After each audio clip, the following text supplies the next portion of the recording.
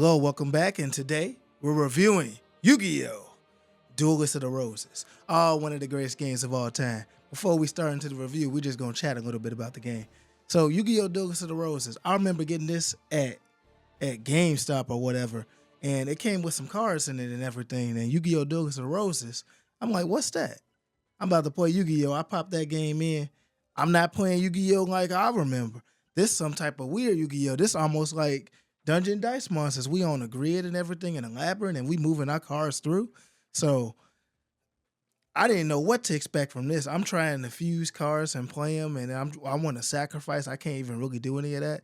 So this game, it was weird. They started giving me a history lesson with the ancient war. I'm like, of the Yorkists versus the Laskanders. I didn't know anything about that. But anyway, when we got into this game, it started looking crazy. So it was fun though. This game was it surprised me. I enjoyed it. I like moving my units around the little grid and everything. It was kind of cool. So anyway, we're gonna start off with this game. As soon as you start this game and everything, you see a cool theme song. Except that theme song is not audio mixed balanced very well, but you see it and it's cool. You see that the monsters are animated. We finally got these monsters. They coming in here rolling, and man, they got their models and everything. They finally stepping their game up. We seeing some presentation in the Yu-Gi-Oh games. That's kind of cool. So what I like to call Yu-Gi-Oh! Duelist of the Roses is like a sequel to Forbidden Memories. Now it plays what I call old school Yu-Gi-Oh! Rules.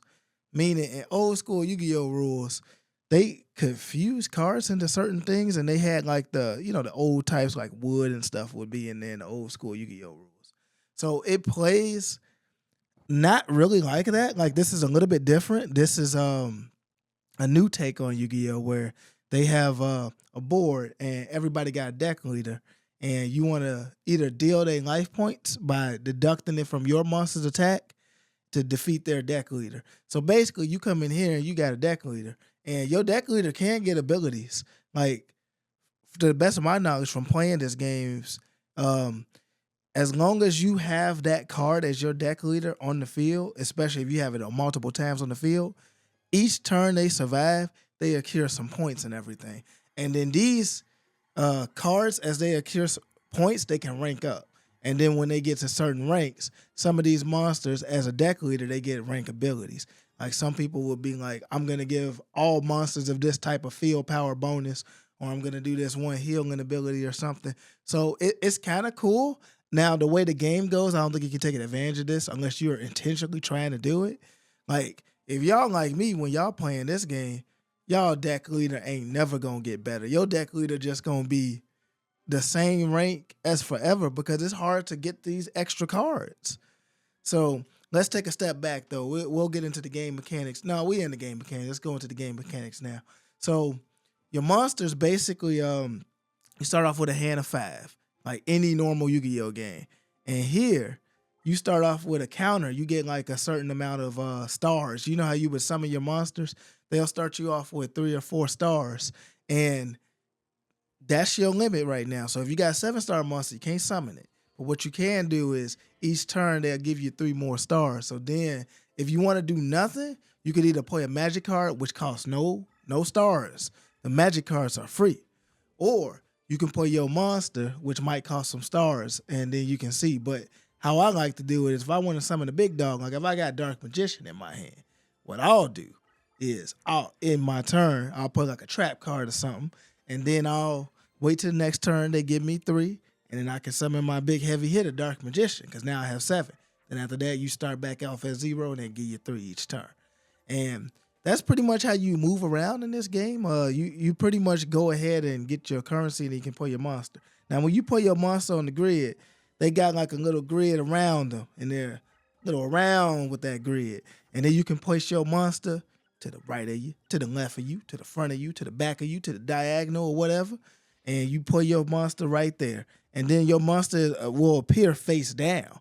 And when your monster's face down, they can move 1 square. 1 square front, 1 square back, 1 square side to side. Can't move diagonal though. So I don't know why we can place them diagonal, but we can't move them diagonal. But that's neither here nor there. So they'll move their 1 space.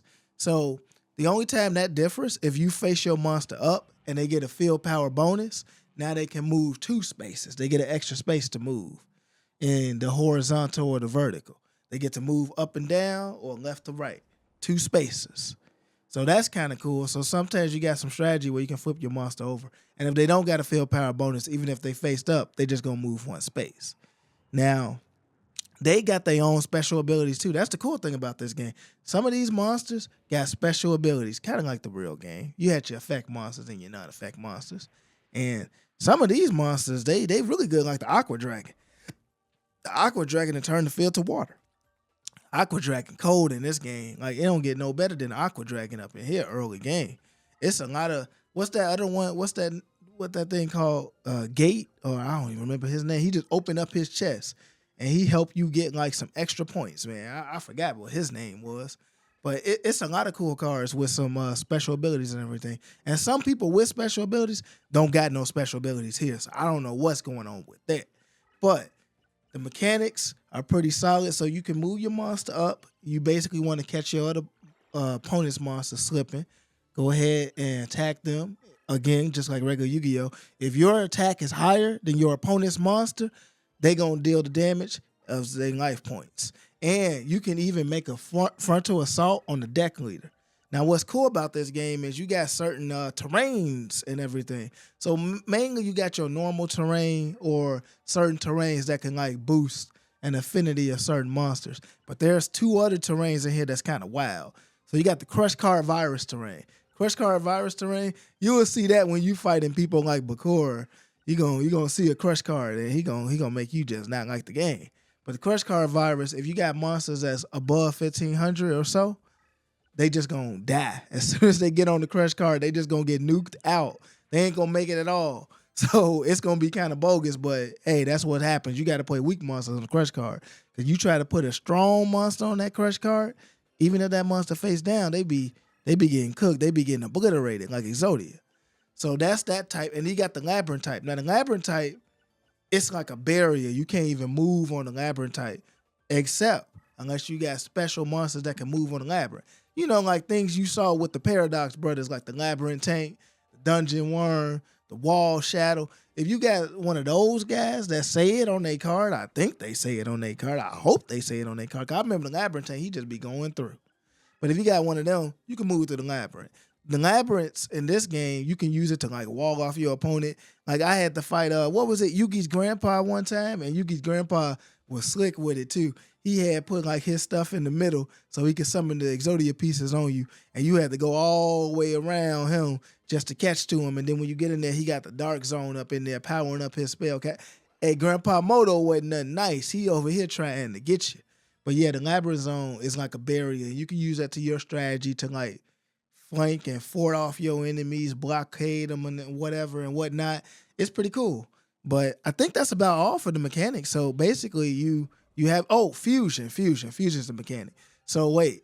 So with fusion in this game, you don't use polymerization in this. You just take the 2 cards in your hand and then you can stack them. So it'll bring up a bar like 1 or 2 or 3, and then you stack 2 cards together that you think gonna fuse. You hope they gonna fuse. They may fuse. They should fuse if they the right cards. They'll fuse into something nice, something hopefully stronger, right? And then you will fuse those cards, and then those cards will become a new monster ready to take on the world. Or if you pick the wrong cards, it'll wipe out that first card, and now you done messed up. And it's kind of funny. But the way the stars work is you can play any amount of stars as what you accumulated in that turn. So if you got 4 stars, you can infinitely use 4 monsters. Well, not infinitely. You got 5 cards in your hand. You can use 4 monsters or 4 stars to try to fuse them or get rid of them. Clear out your hand, because each turn you're going to draw 5 cards. That's the funny thing about this game and the old school ones is you're going to draw a fresh hand when you done right there. So you're going to get a fresh 5 cards after you get rid of these cards. And you can fuse on the field too. If you got a monster on the field, well, then you can go ahead and play a monster over it. And if it's something that's going to fuse, it's going to fuse with it. Or if it can't fuse, it's going to override that monster. So that monster going to be at a par. And what else I guess I could talk about is the magics and traps. So the magics and traps, they can move on the grid too. They move face down though. Now, when you flip them face up, you can activate them. With the traps, they get responded based on your enemy doing an action most of the time.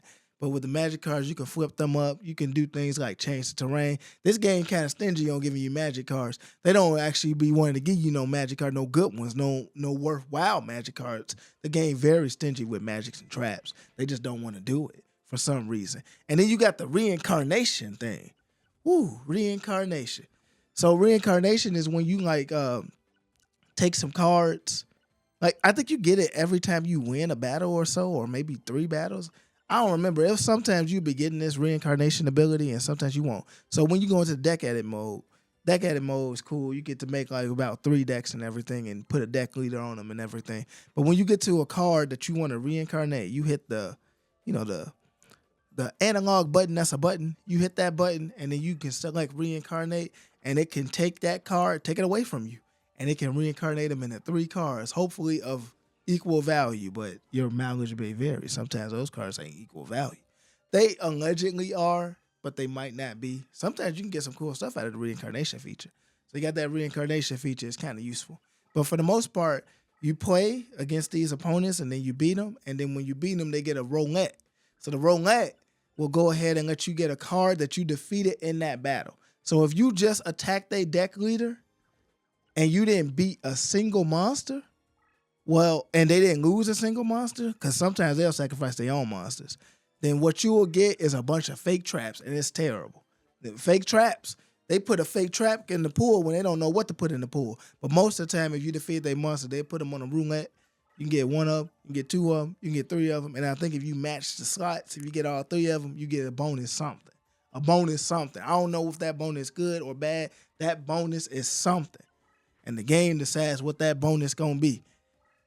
But yeah, that's the gameplay and everything. So now let's talk about what the story will entail for you. So now we on the next part. We on the story part. So the story in this game, they do that historian war and everything. So when you first play this game, there goes Simon. You done found Simon. So Simon is always there, always lurking, always in these fake Yu-Gi-Oh games. He just be in these fake Yu-Gi-Oh games. But yeah, Simon go ahead and you see him at a creepy temple with some music in the background. We're going to get to the music later. But yeah, you see Simon, he just at the temple. He just, all right, I got an assignment for you. You got to save the world like you always do. I'm like, who am I in this game? Who am I? Whatever. I guess I'm with somebody. So then Kaiba roll up on Simon. And Kaiba roll up in with some good music. So Kaiba come up with his track is Seto Arrival, OTS. Go check that one out. But yeah, Kaiba rise up with some good music up in this game. And then so now Seto Kaiba's here. And he's like, join me. I am part of the Yorkists. So the Yorkists is the white rose. And Simon like, join us. We the last Kansas. We with the red rose. And then the game be like, all right, here go a deck. Go ahead and pick a deck.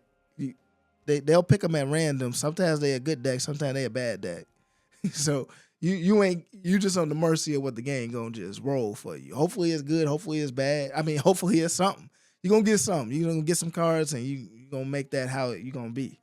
But anyway, you decide. Are you going to be Yorkis, or are you going to be Las Canders? Las Canders is the red, the good guys. Yorkis is the white, the bad guys.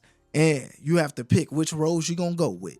And if you want the best music, you better go with Kaiba. Because Kaiba going to go ahead and give you the versus the Las Canders theme. Every time you fight one of Yugi's cronies, you're going to hear some good music.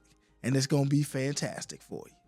But if you want to pick a good guy, like the Yorkis, and get the red rose, you're going to hear versus Yorkis. Less good than versus less Canders. But anyway, you pick who you're going to pick. So in this one, most of the time, I think it's recommended that... Now with this, it's hard to say, but I think the Yugi people might be easy, or maybe because what I've noticed in this, if you pick the good guys, you get to choose between Rex, Raptor, and Weevil. So you get more optionality when you progressing and everything. So really the good guys is probably the route you might want to go. But the bad guys start ramping up in difficulty. They start getting hard at some point. But anyway, you beat all those bad guys. You know, the ones from the anime, you'll see them. You'll see people like Rex, Raptor, Bandit, Keith on the bad guy side. Is Pegasus on the good guy side, the bad guy side? He be on the, I think he on the good guy side in this game. It's weird. But yeah, you be fighting Bones. Bones is here. Sometimes Bones don't make it to the game, but this time Bones got to make it to the game. So you gotta fight Bones, all these Bones. You got Bandit Keith. You got the works. Bandit Keith. If you fight Mako in this, I don't know. Maybe Panic. You got Panic. Panic, the Darkness Man. Panic. He has to be in this game. Panic. Panic. He gonna fight. What's his name? Kaiba. It's gonna end up being Kaiba. But then when you beat Kaiba, you greet it with a secret boss, an exceptional boss. He the Yu-Gi-Oh villain man. I don't even know what to call him too. You know how Simon show up? Yu-Gi-Oh villain man show up too. Then you gotta beat Yu-Gi-Oh villain man. And I ain't read none of his dialogue. I don't know what he was saying. What he was at the Stonehenge or something. I don't know where he was. But he come up and he kind of difficult. But you beat him. You beat him like you need to. You just get him out of the way. Then you get them credits. Then when you get them credits, you can start on the other side. You can do the other story mode. And then when you pick the other story mode, like the Yorkist, which is Kaiba's side, you get to fight the good guys. People like Joey, people like Taya, people like Tristan, people like My Valentine, people like Bakura for some reason. I think you fight him, and I don't know what was going on there. You fight Shotty too. I think they done ran out of characters sometimes. Sometimes you just fighting, and I don't know what be going on sometimes. But yeah, they be changing their names too. I think they called what's his name? What was his name? Joey Will. I think they called him Christopher in this one. I don't know what was going on. That ain't Joey. And they called Yugi Henry Tordor or something like that. But yeah, you fight Yugi at the end. Yugi's fight is amazing. Like he got different fields coming in and out. Oh, his fight raw. Now he ain't that hard. You can beat him. But his field is cool. Take advantage of his field. That's how you manipulate and beat him. But anyway, then you get to the final villain man again. And he looking like he was looking in Kaiba's story mode. He just Stonehenge man. And then you fight him at Stonehenge like you always do. Then you're like, yeah, I beat the game. Not quite. Now you fight the super boss man. And he come in here with some music. He coming dun dun dun dun dun dun dun dun dun dun dun. He coming to get you. And then this guy, he come in here with the music, and then he hard. He playing every best card in the game. I don't know why he played every best. It took me a long time to beat that guy. Like that guy ain't playing. You gonna lose some matches on him. He gonna get you to the retry button. But yeah, if you deal with him, then you greet it with winning the game, and they give you a special code, and that special code gets you better cards. And I guess now you get to fight everybody that you beat before. Now, one of the weird things about this game, though, is to fight these characters, you have a duelist level, which I'm tired of the old school Yu-Gi-Oh games giving us a duelist level. So you can't freely make your deck as good as you want it to be. You have to make it worse than your opponent's deck to fight them. Or equal theirs. But most of the time, you're going to be worse than them. So if they say we got a deck capacity of 1,000, you better be at 999 or 1,000 or less. Otherwise, you cannot face them. So it's really terrible, to be honest. Like, if they ever remake this game, I would love them to just take that deck list off so I can just curve stump these characters with the best of the best cards. Just in a free mode, could we beat the game? I don't know why they don't let us do it after that. Like, that would be cool. Like, in New Game Plus, let us just curve stomp these enemies. Because I don't want to have to keep messing with my deck build. Because when you're playing this game, the annoying part about it is you're going to have to keep remaking your deck. Every time a new enemy presents themselves, like you're not remaking your deck because you got new cards and you want to throw them in. You remaking your deck because somebody that's coming next is going to have a duelist level that's way too low of a duelist level. And then you're going to have to go ahead and take out all your best cards just to fight this guy. And you're going to have to put some sucky cards in there just to fill out your deck and have a lower rank and deal with them. And it's annoying. But when you're in those battles, you be feeling pretty good. And when you get to the final boss, you ain't going to beat his deck list. I mean, his deck limit. Because that guy got all the best cards. So you probably make the best thing you got. And it's not there. He's up there in tier number one. Tier number one. He ain't going nowhere. So yeah. And that's pretty much how the story go and everything. It's a good game. It's really fun. Like when you play in a match, you feel good about it. The issues I have with it is the setup for the match because you got to re-edit your deck and get in there, and then sometimes you ain't getting good cards. And then every time you get to My Valentine, she always hard when you get to her. I remember getting to My Valentine, I got beat. Harping Ladies and the Field Power bonus and the Harpy Pet Dragon was too strong. But it's a good game though. It's a fun time. It's grindy sometimes too. You're gonna have to grind, and it is what it is. But if y'all anything like me, y'all look up them passwords because this is the day with internet. You get them passwords. Get you what's that called? Mirror wall. Mirror wall just cheats the game. Like you put a mirror wall in there, they can't do nothing. You better draw that mirror wall though, otherwise there's nothing you can do. But yeah, that's Yu-Gi-Oh! Duelist of the Roses. The next part we're gonna talk about is the music. Let's get to the music. So in the music, legendary music, I might let some tracks just ride up in this game because you got the battle thing, you got the versus the CPU thing, you got the trade thing.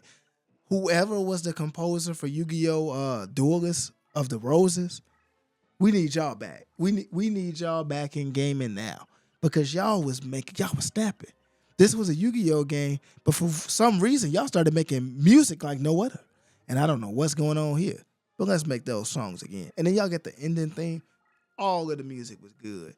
It was just listen to it in your free time sometimes. You're going to hear some good music. You might hear some of this good music in the background of the video.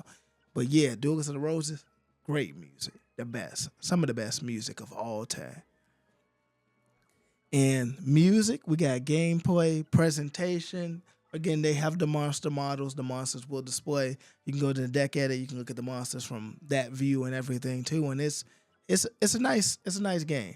Now we're still hoping for a collection, so we're gonna have to keep advocating for these collections. These are great games. I want everyone to be able to play them in modern hardware, and we can fix all these issues too. Like, take the deck list off of them. Take the deck limit off of them when you beat the game at least. Like, make an option for that. Toggle that off. That way we can just come in there and just beat those enemies. It'd be great. But make that new game plus, though. That way, you can get the real experience. But if it's optional, you can get the real experience anyway. You can play the old game from back in the day and get the real experience. Give us the good experience, not the real. But that's about it for me. This has been Yu-Gi-Oh! Duelist of the Roses. It's cool. It's a real cool game. I want to play this game again. Hopefully, the legends are true. This game was just as good as it always has been. It got some issues. Every game does. And no game getting a 10 out of 10 with me. I don't even get them rankings, but I don't know. I'm not going to give it a ranking. I'm going to let y'all decide what that ranking is in the comments below. Let me know what video you guys want to see next. Again, I finished the games before I go ahead and do my video and everything because I need to know something about these games. I can't be like not finishing them and then doing this. But I finished this game like several times in the past, in the future. I finished it before y'all read the review. Wow. But anyway. Yeah, so anyway, we're going to do some more content in here. We're going to do the rest of the Yu-Gi-Oh! Games. We got the Yu-Gi-Oh! Early Days collection. Falsebound Kingdom is going to be a while because I haven't beat that game. We cannot review it until I beat it. I got to beat Falsebound Kingdom.